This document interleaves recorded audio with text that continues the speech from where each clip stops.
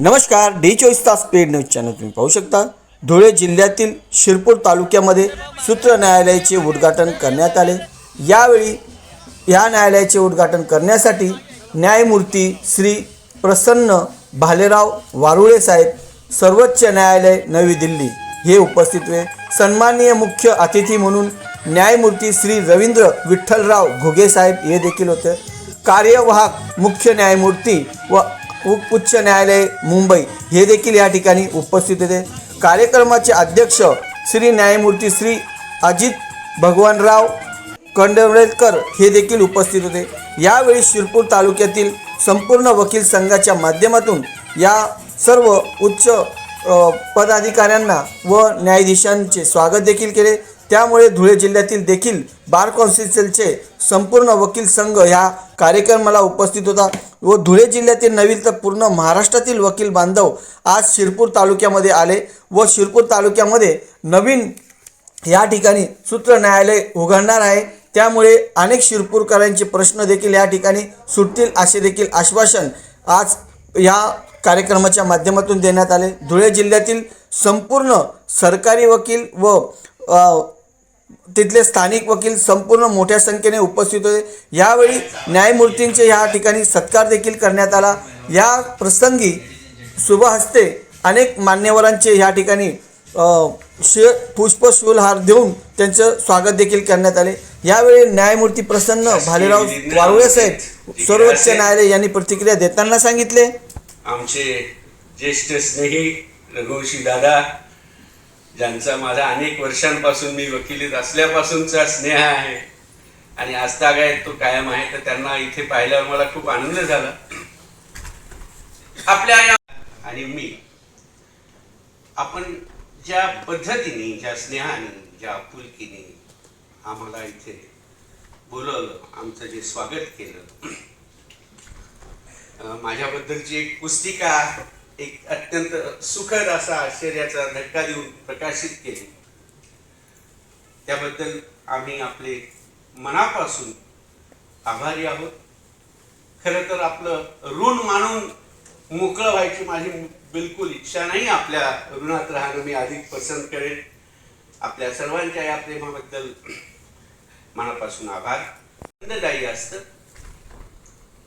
आणि विशेषतः ज्या भूमीला, ज्या न्यायालयाला संविधान शिल्पी, युगपुरुष,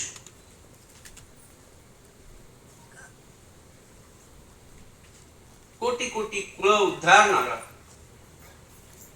असं ज्यांचं वर्णन वामनदादा म्हणतात की कोटी कुळे उद्धारली भीमा तुझ्या जन्मामुळे,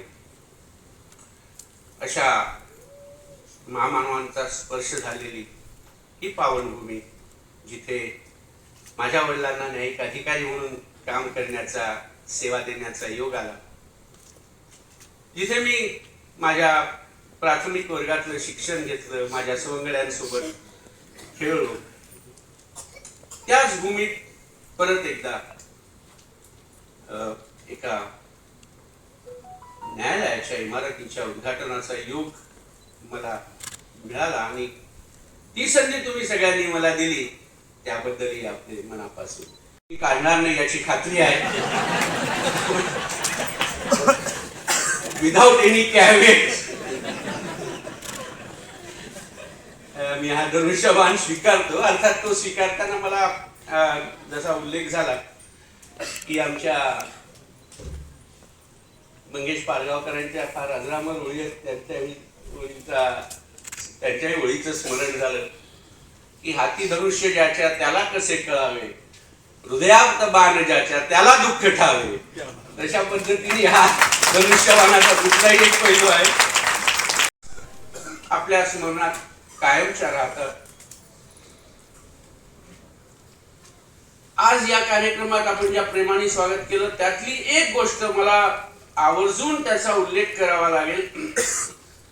आम्ही आल्यानंतर काही आपल्या इमारतींना भेटी दिल्यावर जे मधलं प्रांगण आहे तिथे मला आपल्या अध्यक्षांनी नेलं आणि तिथे एक सुखद आश्चर्याचा धक्का दिला की तिथे एक रांगोळी काढली होती माझी आणि आमचे बंधू रवींद्रजी घुगे यांचं चित्र रांगोळी पाणी काढलं होतं. मी आणि माझी पत्नी ते पाहून खरंच आश्चर्याने थक्क झालो. त्या रितुल महाजन या कलाकारांनी जी रांगोळी काढली त्याबद्दल त्यांचं मनापासून अभिनंदन होतो.